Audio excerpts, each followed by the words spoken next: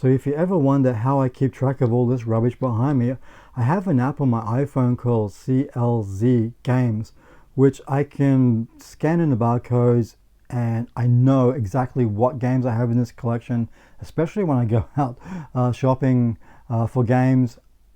I can check it to see, oh, do I have it? If I do, I don't need to worry about buying doubles. And I've been using this app for a couple of years now, and I never realized that I could go down to the statistics part of it to have a look to see what are my 5 most valuable games in the collection. And when I looked at it, I was totally surprised by what games actually came up in the top 5, which, you know, it was stuff that I didn't think of. I was thinking that maybe Phantasy Star would be up in there because I've seen it go so high on eBay, but it's not in there. And even when you look at the pricing chart, which is all this is based on, price charting, that's only about $50 something now, which I paid probably twice that much when I originally bought it. But I just want to share with you what is my top 5 most valuable games in this collection, which is bizarre when you look at it. It's a very mixed bag of games.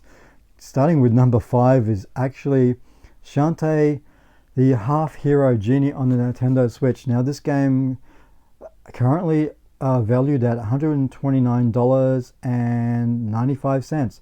I paid about $44 for this thing on I think it was Oz Game Shop. It was about $45. So this thing is really sold out very quick. The Shantae series by WayForward is such a popular series, so I can get, you know, I get why, you know, they sell out so quick. People are after them, so those things are going to be expensive. Coming at number 4, and thank God I've got a Dreamcast game in this list, and this one is valued at the moment at $134.09. Where they get the 9 cents from, I don't know, but it is one of the best RPGs released by Sega, Skies of Arcadia, and this still is in very, very fine condition. I'm so glad there's a Dreamcast game in there and an RPG at that, so that's really cool. I was really surprised about that. All of this stuff I was really surprised about. Now there's a story to this one. This game is valued at $145.55, and that is Project Zero Maiden of Blackwater. Now what makes this funny was this is going back to about 2016, maybe 2015, I think it was, when I was doing fly in, fly out work, catering.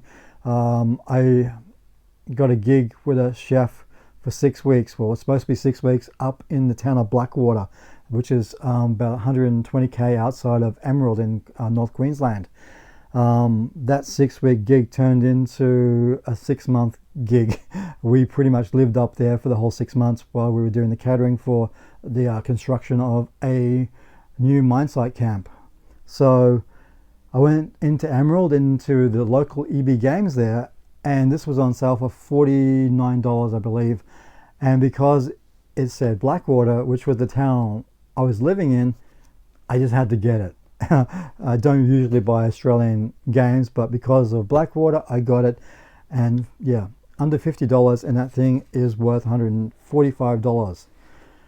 Coming at number 2, now this one, this surprised me because it was a Vita game that got remastered on the PlayStation 4, and it's one of the best Vita games out there, and it is Gravity Rush Remastered. Now this thing at the moment, I don't know why, it's $147.10. Why?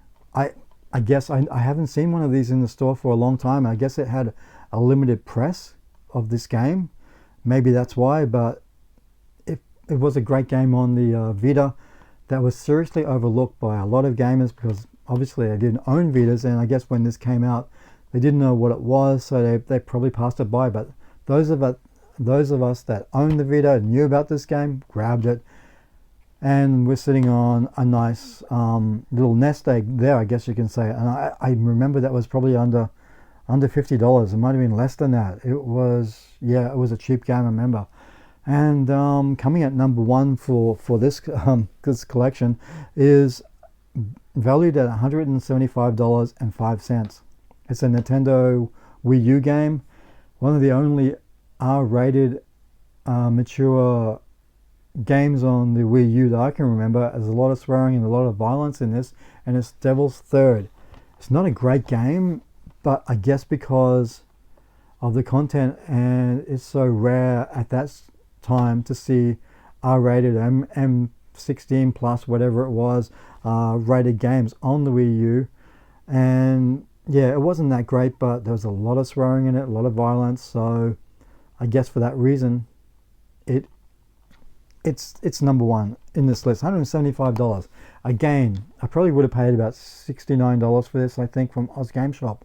So if I sold all this stuff, there's my funds for the PlayStation 5, but there's no way I'm going to do that because a lot of these games are really special, probably apart from Devil's Third, but I won't get rid of it. So yeah, it's interesting to see this sort of stuff. Games that you think are worth way more than what they actually are. I was so disappointed with Phantasy Star. I thought that would have been worth a lot more. But yeah, it's a good collection of different games, different genres, and something for every console. It's not all the same console, which is cool, except for the two for the Wii U. But yeah, I thought I just wanted to share that because it is interesting to see this. It's not what I expected. Until next time, guys, bye.